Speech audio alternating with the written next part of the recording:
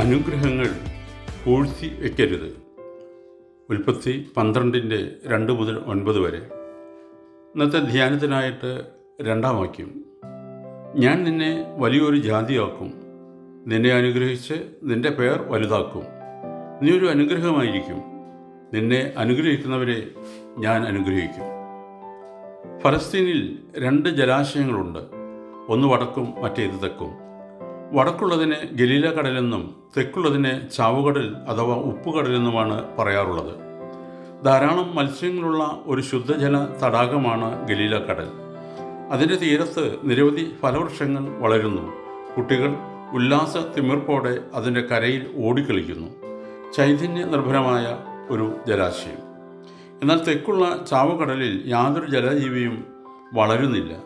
അതിലെ ജലം മനുഷ്യനോ മൃഗങ്ങളോ കുടിക്കുകയുമില്ല. അതിൻ്റെ തീരത്ത് യാതൊരു സസ്യവും വളരുന്നുമില്ല. യാതൊരു ചലനവുമില്ലാതെ കെട്ടിക്കിടക്കുന്ന ദുഷിച്ച ജലം. ഈ 2 ജലാശയങ്ങളും ഭിന്ന സ്വഭാവമുള്ളതായി തീരാൻ കാരണം എന്താണെന്നല്ലേ? ഗലീല കടലിന് ലഭിക്കുന്ന ജലം കെട്ടിക്കിടക്കാതെ പുറത്തേക്ക് ഒഴുകുന്നു. അതുകൊണ്ട് ആ ജലാശയത്തിൽ എപ്പോഴും ശുദ്ധജലമേ ഉണ്ടായിരിക്കൂ. നിറയെ മത്സ്യങ്ങളും അതിൽ ജീവിക്കുന്നു.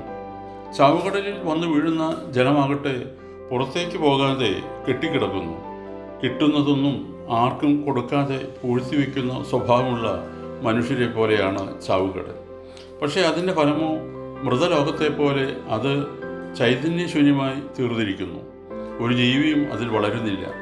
അതിലെ ഒരു തുള്ളി ജലം പോലും ഒരു ജന്തുവും കുടിക്കുന്നുമില്ല. ഈ 2 ജലാശയങ്ങളും 2 തരത്തിലുള്ള മനുഷ്യരെ പ്രതിനിധാനം ചെയ്യുന്നു. ഗലീല കടൽ പോലെയുള്ളവർ ഒന്നും പൂഴ്ത്തിവെക്കാതെ മറ്റുള്ളവർക്ക് കൂടി പങ്കിടുന്നവരാണ്. കൊടുക്കുന്തോറും അവർക്ക് പിന്നെയും പിന്നെയും ലഭിച്ചുകൊണ്ടിരിക്കുന്നു. അവരുടെ ജീവിതം ചൈതന്യപൂർണ്ണമായി തീരുകയും ചെയ്യുന്നു. ചാവുകടലിനെ പോലെയുള്ളവർ കിട്ടുന്നതെല്ലാം പൂഴ്ത്തി വയ്ക്കുന്നവരാണ്. അവയിൽ ഒരു തരി പോലും ആർക്കും കൊടുക്കുകയുമില്ല. ഒരു ജീവിയും ചാവുകടലിനെ ഉപജീവിക്കുന്നതില്ലല്ലോ. ഒരു തുള്ളി ദാഹജലത്തിനായി അങ്ങനെയുള്ളവരുടെ വാതിൽക്കൽ ആരും എത്തി നോക്കുക പോലുമില്ല. കടിക്കുന്ന പട്ടിയെ അഴിച്ചുവിട്ടിരിക്കുന്നിടത്ത് ആര് കയറി ചെല്ലും? മനുഷ്യൻ ദൈവസൃഷ്ടിയാണെന്നും ദൈവത്തിൻ്റെ സ്വന്തമാണെന്നും ദൈവത്തിന് വേണ്ടിയാണ് അവൻ സൃഷ്ടിക്കപ്പെട്ടിരിക്കുന്നതെന്നും ആധ്യാത്മിക തത്വചിന്തകർ പറയുന്നു. മനുഷ്യൻ ദൈവത്തിൻ്റെ ഭാഗമാണെന്നോ അഥവാ ദൈവം തന്നെയാണെന്നോ വേദാന്തികൾ പറഞ്ഞേക്കാം.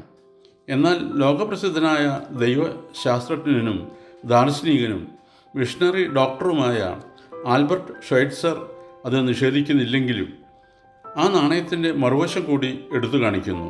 അദ്ദേഹം പറയുന്നു, മനുഷ്യൻ്റെ ഭാഗമാണ്. ഞാനും എൻ്റെ കുടുംബവും മാത്രമല്ല എൻ്റെ അവകാശികൾ. എല്ലാ മനുഷ്യരും അന്യോന്യം അവകാശികളാണ്. മനുഷ്യനോടുള്ള കടപ്പാടിനെക്കുറിച്ച് ഷ്വൈറ്റ്സറിനെ പോലെ വിശകലനം ചെയ്തിട്ടുള്ളവർ വിരളമാണ്. നിങ്ങൾ കണ്ണു തുറന്നു നോക്കൂ. നിങ്ങളുടെ സമയം അല്പം നൽകുന്നതിനു വേണ്ടി, നിങ്ങളുടെ സൗഹൃദത്തിനും കൂട്ടായ്മയ്ക്കും വേണ്ടി, നിങ്ങളുടെ ഒരു ചെറിയ സഹായത്തിനു വേണ്ടി നിങ്ങളുടെ കണ്ണുകളിലേക്ക് തന്നെ നോക്കി നിൽക്കുന്ന നിരവധി ആളുകളെ കാണാം. ഏകാന്തതയുടെ തടവറയിൽ അടയ്ക്കപ്പെട്ടിരിക്കുന്നവനോടുകൂടെ രോഗശയ്യ അവലംബികളായി കഴിയുന്നവരോടുകൂടി ജീവിത നൈരാശ്യത്തിൻ്റെ നടുക്കടലിൽ ഒറ്റയ്ക്ക് നീന്തുന്നവരോടുകൂടി ചെലവിടുവാൻ നിങ്ങളുടെ സമയത്തിൽ അല്പം നീക്കിവെക്കുമോ? നിങ്ങൾ നൽകുന്ന പണത്തേക്കാൾ വലുത് നിങ്ങളുടെ സാമീപ്യവും കൂട്ടായ്മയുമായിരിക്കും. ഷ്വൈറ്റ്സർ തുറന്നു കാട്ടുന്ന ഈ ജീവിത ദർശനം നമ്മുടെ കണ്ണുകളെ തുറപ്പിക്കേണ്ടതാണ്. നാം നമുക്കുള്ളവരല്ല, മറ്റുള്ളവരുടെ വകയാണെന്ന്, നാം ദൈവത്തിൻ്റെ സ്വന്തമാണെന്ന് പറയുന്നതിൻ്റെ അർത്ഥം ഇതാണ്.